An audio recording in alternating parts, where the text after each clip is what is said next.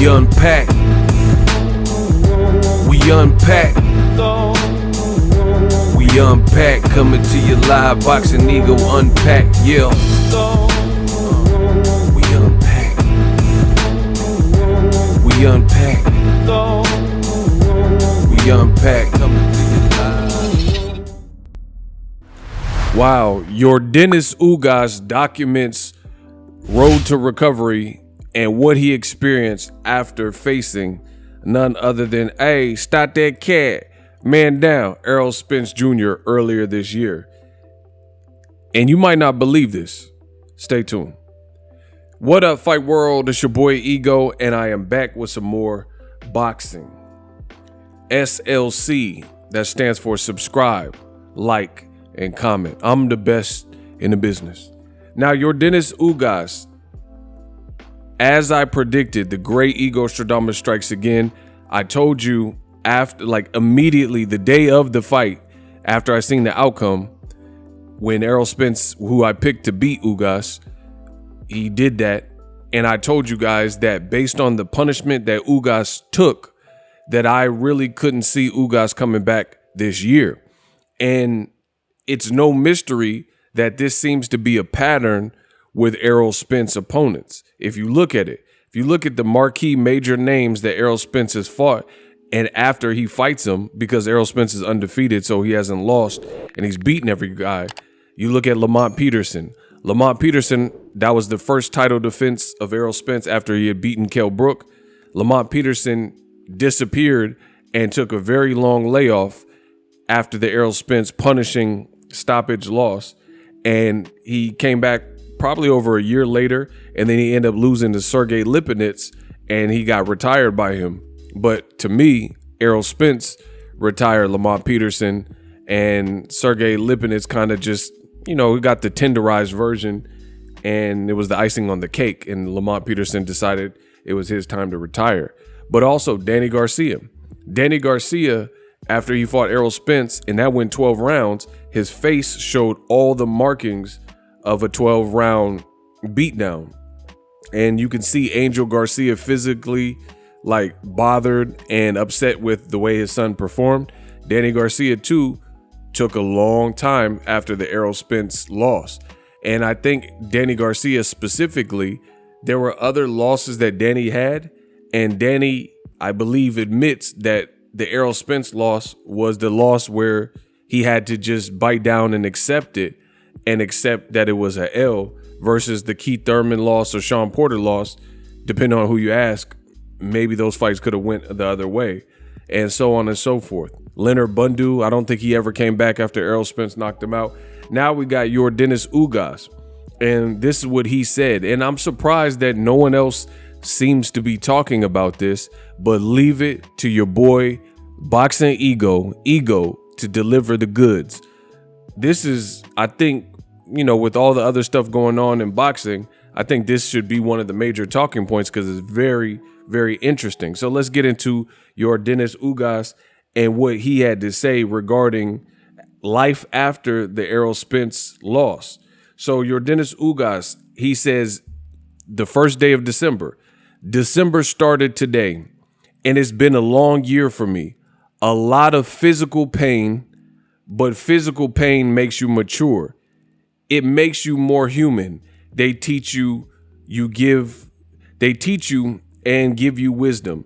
Even so, the ones that hurt the most are those of life's betrayals and disappointments. Hashtag Team Ugas. So what I want you guys to focus in on from what Yordenis Ugas said in this post, and he posted the Errol Spence fight. So he posted a clip and clips of the Errol Spence fight, and he posted that message, right? So he's clearly talking about that. And this is literally the only fight that he had of this year. And that was in May, I believe, April or May of this year, right? He says December started. So the last month of the year, December started today, and it's been a long year for me. A lot of physical pain. So he's telling you straight up that he's in a lot of physical pain. Now, days before that, at the end of November, right around Thanksgiving, Ugas was back running, and this is what he said. Quote, I started running months ago. So this is Yordenis Ugas, the second message that he had said in a small space of time, right? Yordenis Ugas, he says, I started running months ago when I still saw everything double and triple. I wasn't going to spend 6 months without training. This is my way of saying thank you for my career and for everything I have won. Be professional, eat healthy, and stay in the gym. So the last part of it is cool. You know, he's saying that he didn't want to be out of shape or out of the gym. He's a consummate professional. You got to give Ugas a lot of credit. But the opening statements of both of his tweets and social media posts are very startling. And the last one, he said, this year has been hard for me. And he says, I'm in a lot of physical pain. Then this one, he said he started running months ago.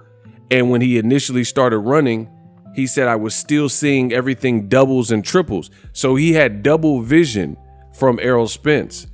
I mean, the fact that I'm the only one talking about this, strange, but it is what it is. I think that's pretty shocking stuff. And, I never want to see a fighter permanently get damaged or maimed to the point where they can't end their career on traditional terms. So I definitely wish Ugas a speedy recovery.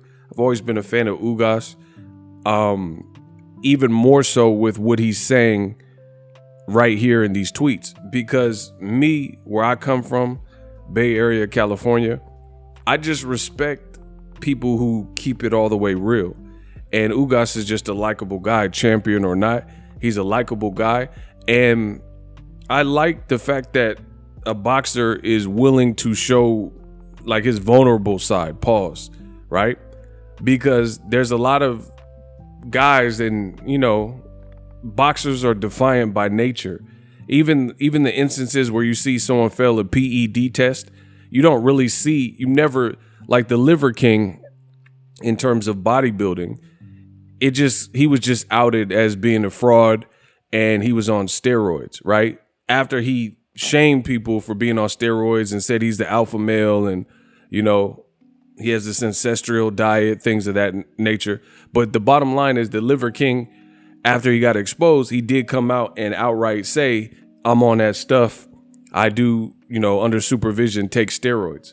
So, it took someone exposing him for him to come out and say it. But when it was all out, he did say it. Versus in boxing, people fail drug tests and we get these, people who are pissing dirty.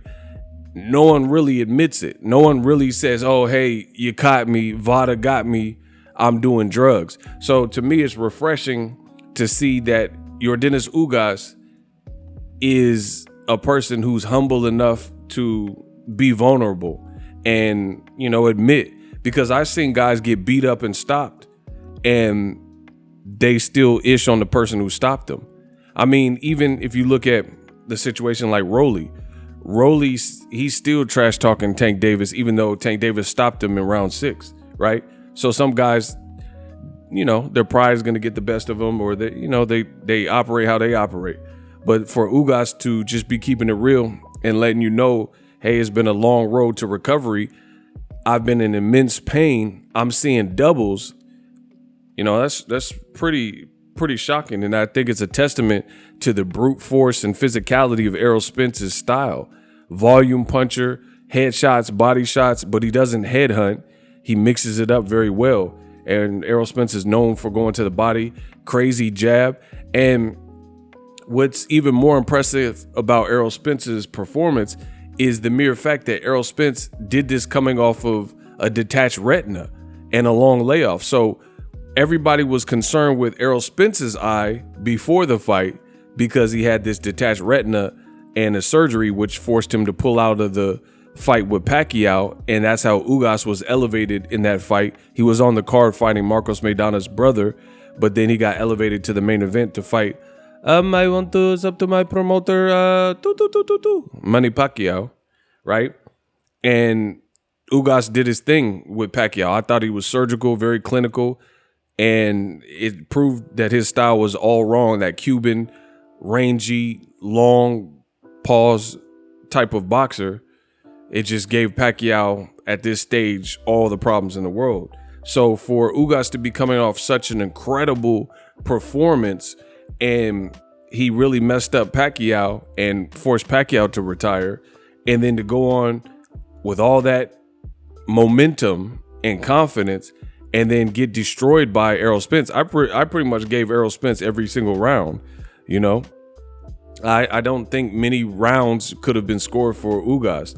I think Ugas's best moment is round 6 or whatever, when Errol Spence made a rookie mistake and his mouthpiece got knocked out, you know, and it got some free swings in there. But ultimately, Ugas is letting you know what it is. And Errol Spence, you know, his urban legend continues to grow. I mean, again, stepping in the fight, everybody was concerned with Errol Spence's eyes, but post-fight, people were seeing the Cyclops type of state that Ugas's eye was in, and everybody was concerned with Ugas. And then he's telling you literally months after the actual fight in Texas at the AT&T Stadium, he's telling you that he was seeing doubles and triples when he was running, not sparring. You know, there's different types of physical activity. So if you had a messed up eye from the fight, from Errol Spence fight, and then you were sparring and you got hit wrong, okay, I can understand somebody seeing doubles. It messes up your vision if your eye wasn't. But he said he wasn't even allowed to train, which I already knew about. And he said he wasn't training, nor was he sparring. He said when he was running, I believe he lives in Miami, so he's just running, no physical contact, no sparring or, you know, headgear, no headgear, and he's seeing doubles and triples. So that means Errol Spence really did a number on his eye. So again, I wish him a speedy recovery. I definitely am going to check for Ugas's next fight. And I told you he was going to have to take a long time from the Errol Spence beatdown, you know, and this Errol Spence victory. So Errol Spence, he's looking like a monster. You know, he truly is. And when we're looking at Terrence Crawford, this is one of the major things that people have questions about. This is what people want to know about. Can Terrence Crawford, will his eyes be safe? Will his ribs be safe? Can he deal with this brute force attrition power that Errol Spence has? Especially when you got a guy like Ugas, who is just as big as Crawford, if not bigger, and he's a great dynamic Cuban boxer. And he's telling you out his own mouth months after the fight, with no other fights, no other performances, he's been limited in terms of what he's been able to do. And his road to recovery sounds pretty severe. He says this year he's been in pain and he's seeing doubles and triples and having double vision. I mean, that's some serious power and punishment from Errol Spence. So I had to make this video. Let me know what you guys think. Subscribe to the channel if you like this kind of content. I give you guys the boxing news, and I'm the best that's ever done it. So subscribe to the channel, SLC. Let me know what you guys think. Ugas keeping it real. Shout out to him for doing that. I definitely look forward to him getting a fight. I'm not mad if it's a tune-up style fight or a better fight, like a Stanionis, Keith Thurman level fight in 2023. Let me know what you guys want to see and what you think of the damage that Errol Spence clearly did to Ugas. Drop your thoughts in the comment section, and I'm out. Introducing Super Thanks.